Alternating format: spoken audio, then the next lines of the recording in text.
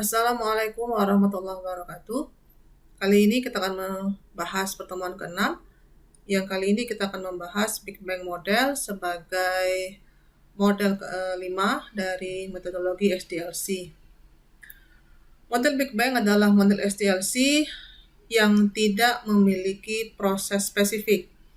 Pengembangan hanya dimulai dengan membutuhkan uang dan upaya sebagai input, dan outputnya adalah perangkat lunak yang dihasilkan yang bisa saja sesuai ataupun tidak sesuai dengan kebutuhan pelanggan.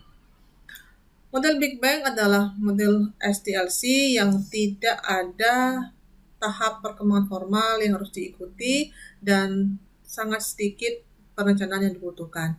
Bahkan pelanggan tidak yakin terhadap apa yang dia inginkan, dan persyaratan implementasinya dilakukan dengan cepat tanpa banyak analisis. Biasanya model ini diikuti oleh proyek-proyek kecil dengan tim pengembangan yang kecil juga.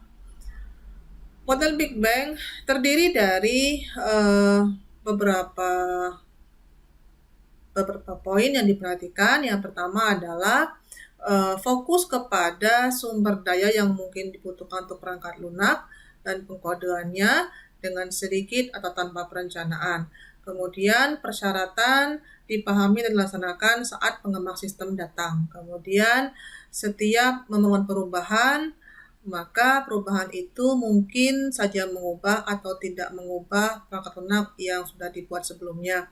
Kemudian yang ketiga, model Big Bang ini ideal untuk proyek kecil dengan satu atau dua pengembang yang bekerja sama dengan pelanggan. Kemudian biasanya juga relatif sesuai untuk proyek akademik atau praktek. Kemudian ini adalah model yang tidak membutuhkan persyaratan yang rumit dan tidak juga memiliki tenggat rilis tertentu. Kemudian keuntungan dan kelemahan Big Bang. Yang pertama, keuntungan Big Bang adalah prosedur yang sangat sederhana dan tidak memerlukan perencanaan yang rumit. Yang kedua, mudah dikelola. Yang ketiga, kondisi yang sangat sederhana tanpa perencanaan itu justru menimbulkan risiko yang sangat tinggi. Kemudian bahkan jika ada perubahan-perubahan, maka akan bisa dijadikan alasan kesalahpahaman antara pengembang dan pelanggan. Kemudian ini ada beberapa keuntungan atau kelebihan dari Big Bang model.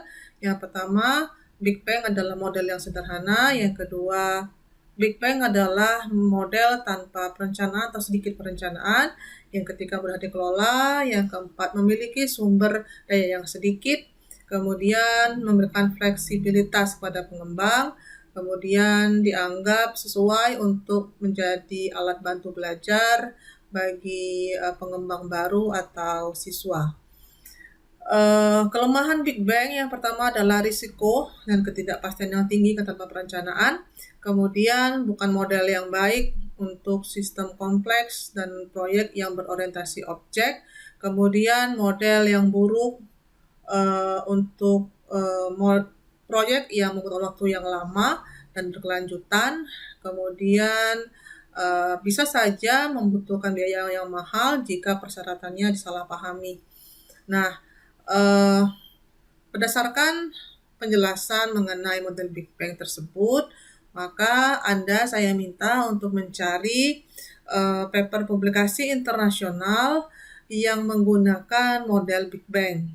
Kemudian paper-paper itu Anda buat resumenya sesuai dengan template yang saya berikan di GC masing-masing.